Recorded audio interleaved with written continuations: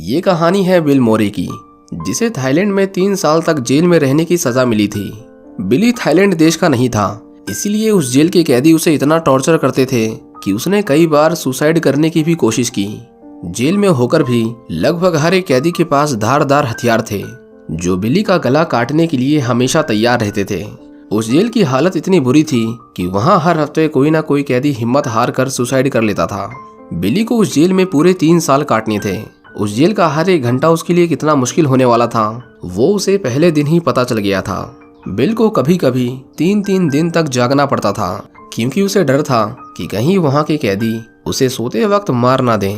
अब क्या बिल उस जेल से निकलकर अपने देश वापस जा पाएगा? जानने के लिए देखते रहिए आज की हमारी सच्ची कहानी, जिसका नाम है a prayer before down. Movie की स्टार्टिंग में हम बिली को देखते हैं। बिली एक ऑस्ट्रेलियन बॉक्सर है, लेकिन फिलहाल वो थाईलैंड में रहता है, जहां उसकी मुलाकात कुछ गलत लोगों से हुई, जिन्होंने उसे एक ड्रग एडिक्ट बना दिया। बिली अपनी फाइटिंग स्किल्स का यूज थाई फाइटिंग में करता था और उससे मिलने वाले पैसे से वो और भी ज्यादा ड्रग्स खरीदता था। एक दिन बिली अपनी पूरी तैयारी के साथ फाइटिंग करने जाता है, लेकिन उसका अपोनेंट उसे इतना मारता है कि उसका पूरा चेहरा खून से भर गया था। बिली अपनी हार से बहुत गुस्से में था और वो और ड्रग्स लेने लगता है। उसे नशे के चक्कर में ऐसे लोगों से मिलना पड़ता था जिनका अंडरवर्ल्ड में बहुत नाम था। एक दिन वो ऐसे ही किसी आदमी के घर पर था, पर उसे पता नहीं था कि आज ही के बाद उसकी जिंदगी ऐसा रुख लेगी जिसकी उसने उम्मीद भी नहीं की होगी। उस घर में थाई पुलिस ऑफिसर्स रेड मारते हैं और उन्हें वहाँ बिली मिलता है। पुलिस वाले उस पर चिल्ला रहे थे, पर बिली को थाई भाषा नहीं आती थी। अब क्योंकि पुलिस को रेड में सिर्फ वही मिला था, इसीलिए उन्हें लगा कि वो सारी गन्स और ड्रग्स उसी के हैं। इसीलिए थाईलैंड कोर्ट बिली को 3 साल की सजा सुनाता है और वो उसे बैंकॉक की एक जेल में ले जाकर बंद कर देते हैं। वहाँ पर उन कैदियों के कपड़े उतारकर उन्हें अच्छे से चेक किया जाता है। बिली जो ड्रग्स का आदी था, बिना ड्रग्स के उसकी हालत खराब होने लगी थी। उस जेल में कैदी जानवरों की तरह चारों ओर फैले हुए थे और बिली को अपने पहले ही दिन एक लाश के बगल में सोना पड़ता है। सभी कैदियों को उस जेल के रूल्स बताए जाते हैं, लेकिन वो जगह एक जंगल है और एक जंगल में कौन नियमों का पालन करता है? उन कैदियों को तो एक बूंद पानी के लिए भी एक दूसरे के ऊपर चढ़कर पानी के नल तक पहुंचना पड़ता था। एक दिन कुछ लोग बिली से उसका पानी छीनने की कोशिश करते हैं, जिसकी वजह से वहां बहुत मारपीट हो जाती है। बिली को सभी कैदियों के सामने लाया जाता है और उसे सजा के तौर पर कुछ दिनों के लिए एक छोटी सी काल कोठरी में बंद कर देते हैं, जिसके अंदर सिर्फ उसके शरीर भर की ही जगह थी। उसे बैठकर ही सोना था और बैठकर ही जागना। इसके बाद पुलिस वाले उसे एक दूसरी जगह पर शिफ्ट कर देते हैं और अब बिली जिन लोगों के बीच में था, उन्हें इंसान कहना भी इंसानों की तौहीन होगी। उनके लीडर का नाम कैंग था। वो चार्ली की रैगिंग करता है और उसे पुशअप करने को कहता है और बार बार उसके कपड़े उतारे जाते हैं। बिली उसे अपना गुस्सा दिखाता है, लेकिन वो अकेला था। एक रात जब बिली टॉयलेट करने जाता है तो गैंग के लोग उसे दबोच लेते हैं और उस रात उसके सभी लोग एक लड़के का गैंग रेप करते हैं। वो बिली को किसी को ना बताने की धमकी देता है। अगले दिन हम देखते हैं कि उस लड़के ने फांसी से लटक कर खुद की जान ले ली थी। पुलिस वाले उसकी लाश को वहां से हटा देते हैं और गैंग पर कोई कार्रवाई नहीं होती।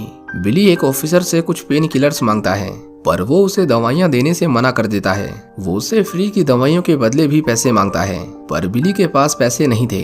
बिली को उसकी इस दोगलेपन पर इतना गुस्सा आता है कि वो उस पुलिस वाले की गर्दन को नोच कर काट देता है।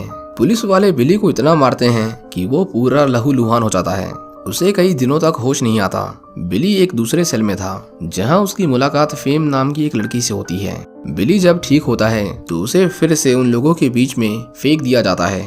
एक दिन उसे वो लड़की दोबारा दिखाई देती है और बिली को पता चलता है कि वो एक ट्रांसजेंडर है। बिली उसे उस दिन के लिए थैंक यू कहता है और उससे कुछ सिगरेट्स उधार मांगता है। वो उन सिगरेट्स को कैंग को दे देता है, इस उम्मीद में कि वो लोग उसे परेशान नहीं करेंगे। एक रात जब वो सभी सो रहे थे तो कैंग के लोग उस रूम के पंखे की ब्लेड्स निकाल लेते हैं और किसी दूसरे सेल में घुसकर कुछ लोगों को मार डालते हैं। कुछ देर बाद जेल में इमरजेंसी अलार्म बजता है और सभी कैदियों को बाहर निकाला जाता है। उन सभी की तलाशी ली जाती है और उन्हें बिली के कपड़ों में ड्रग्स मिलते हैं। बिली उन्हें कहता है कि ये उसका नहीं है, पर पुलिस को लगा कि वो खून उसी ने किए हैं। पर इन ड्रग्स को कैंग ने उसके कपड़ों में जानबूझकर रखा था ताकि वो उसे फंसा सके। बिली उनके हाथ जोड़ता है, पर कोई पुलिस वाला उसकी नहीं सुनता। बिली उन्हें वो टी शर्ट पहनकर दिखाता है। पुलिस वाले देखते हैं कि वो कपड़े तो उसे छोटे पड़ रहे थे, जिसके बाद वो कैंग को पकड़ लेते हैं और उसे मार मार कर सच्चाई निकलवा लेते हैं।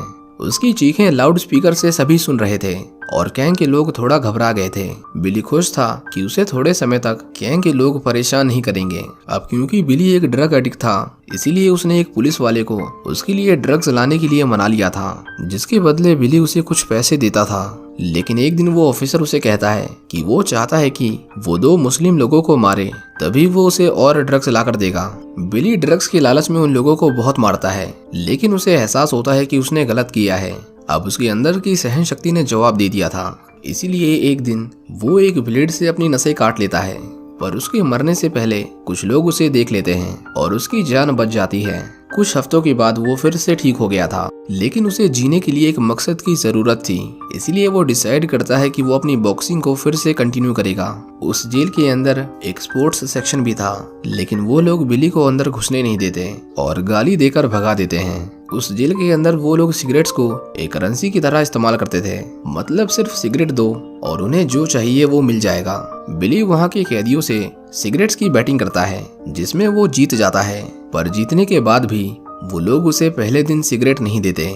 लेकिन किसी तरह धीरे धीरे वो बहुत सारी सिगरेट्स इकट्ठा कर लेता है, जिसके बदले में उसे बॉक्सिंग क्लब में एंट्री मिल गई थी। बिली वहाँ पर प्रैक्टिस करता था। एक दिन ट्रेनर उसे एक थाई बॉक्सर से लड़ने को कहता है, पर जब बिली उसे लड़ने जाता है तो बहुत मार खाता है। बिली के अंदर अब किसी चीज का डर नहीं था, उसके अंदर था तो बस गुस्सा, बहुत सारा गुस्सा। बिली फेम को उसकी सारी उधार ली हुई सिगरेट्स लौटा देता है और वो दोनों धीरे धीरे एक दूसरे के करीब आने लगे थे। एक दिन बिली बहुत एग्रेशन में बॉक्सिंग की प्रैक्टिस कर रहा था। सभी उसे देखकर हैरान थे और बिली अब वहाँ के ट्रेनर की नजर में था। वो उसे अच्छे से ट्रेन करते हैं और बिली भी अब मन लगाकर प्रैक्टिस कर रहा था। उस जेल में जितने भी बॉक्सिंग मैचेस होते थे, बिली धीरे धीरे उन्हें जीतने लगा था। एक दिन जेलर उसे अपने पास बुलाता है और कहता है कि अब हम देश की दूसरी जेलों के साथ बॉक्सिंग मैच में कम्पीट करने वाले हैं और वो उसमें कम्पीट करने के सारे क्राइटेरिया को मीट करता है। जेलर उसे जेल की तरफ से बॉक्सिंग करने का ऑफर देता है, जिसके लिए बिली उसे तुरंत ही हाँ कर देता है। बिली पहला फॉरेनर बॉक्सर था जो जेल की थाई बॉक्सिंग में कम्पीट करने वाला था, लेकिन उसके पास खुद को ट्रेन करने के लिए सिर्फ 2 महीने थे। जेलर उसका ट्रांसफर बॉक्सिंग सेल में करवा देता है। वहाँ पर वो कैदी थे जिनके अंदर थोड़ी बहुत इंसानियत बची हुई थी। जब बिली अपने सेल से जा रहा था तो गैंग के लोग उसे जलन की निगाहों से देख रहे थे, लेकिन उसमें से कुछ लोग उसके जाने से खुश भी थे कि कम से कम कोई तो इस नरक से निकला।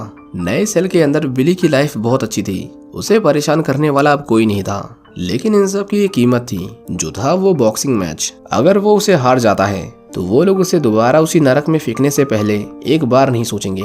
सभी मिलकर बिली को स्ट्रॉन्ग करने में जुटे हुए थे, लेकिन एक दिन बिली देखता है कि फेम किसी और लड़की के साथ थी।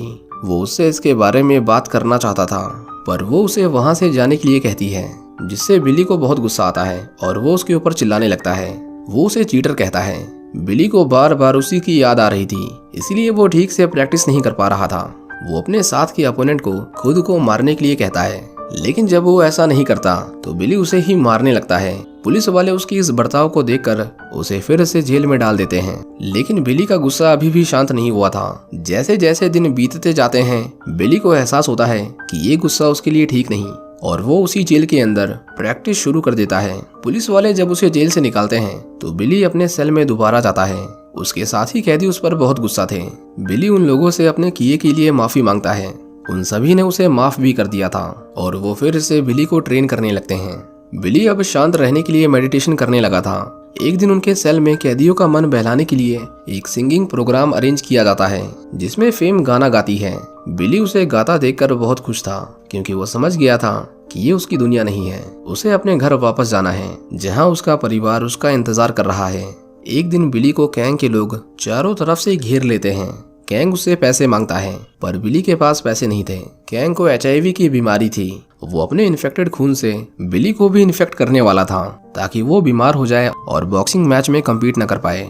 बिली उसे कहता है कि बॉक्सिंग मैच जीतने के बाद उसे जो कुछ भी मिलेगा वो उन्हें दे देगा, जिसके बाद वो उसे छोड़ देते हैं। बिली को पता था कि उसकी लाइफ आसान नहीं है, लेकिन आगे जो होने वाला था उसके लिए वो शायद कभी तैयार ही नहीं था। एक दिन प्रैक्टिस करते करते बिली को पेट में दर्द होने लगता है, लेकिन वो अपने ट्रेनर को कुछ नहीं बताता और अकेले में जाकर खून की उल्टियां करने लगता है। बिली अधमरी हालत में वहीं पर पड़ा हुआ था। अगले दिन हमें पता चलता है कि ड्रग की ओवरडोज और बॉक्सिंग की वजह से बिली को हार्निया नाम की बीमारी हो गई है। हार्निया में पेट की आंतें अपनी प्रोटेक्शन वॉल से डिसलोकेट हो जाती हैं, जिससे इंटरनल ब्लीडिंग होने का खतरा होता है। डॉक्टर्स उसे बताते हैं कि अगर उसने ये फाइट की तो इसमें उसकी जान भी जा सकती है, इसीलिए वो उसे पीछे हटने की सलाह देते हैं। लेकिन बिली अपने इस आखिरी मौके को नहीं खोना चाहता था, वो लड़ना चाहता था। इसके बाद हम देखते हैं कि वो दिन आ चुका था जिसका सभी इतने दिनों से इंतजार कर रहे थे। मैच के दिन देश के अलग अलग जेलों से बॉक्सर्स आए थे। बिली उनसे फाइट करता है और एक एक करके सभी को नॉक करता जाता है और अंत में वो आखिरी थाई बॉक्सर को भी बहुत कम पॉइंट डिफरेंस में हरा देता है और इस तरह बिली ने उस बॉक्सिंग मैच को जीत लिया था। सभी उसकी जीत से बहुत खुश थे, लेकिन तभी हम देखते हैं कि बिली को खून की उल्टियां होने लगती हैं और वो चक्कर खाकर गिर जाता है।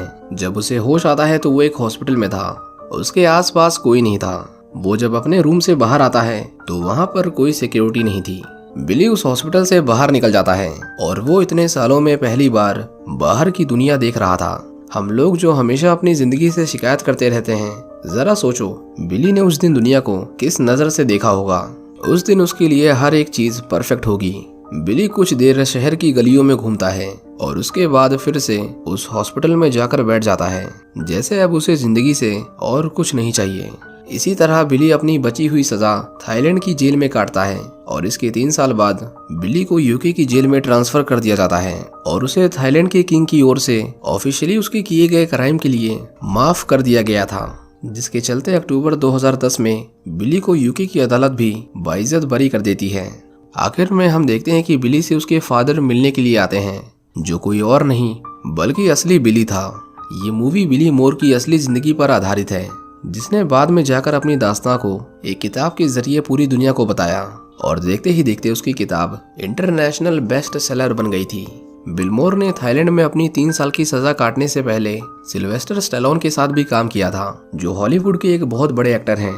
लेकिन एक ड्रग एडिक्ट होने की वजह से उसे गलत लोगों की संगत में आना पड़ा।